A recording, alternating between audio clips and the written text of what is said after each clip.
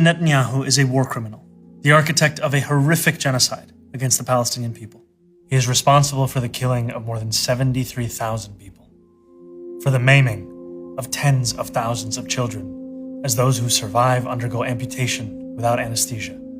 for the targeting of neonatal hospitals and maternity care centers, denying newborns even the chance to live, for the countless people he starved as he blocked food and humanitarian aid from reaching them,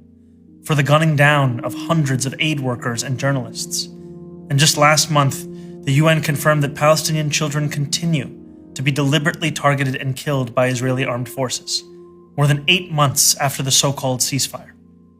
The list goes on and on, all as we, as Americans, pay for the bombs that do the killing. There is a reason the International Criminal Court issued a warrant for his arrest.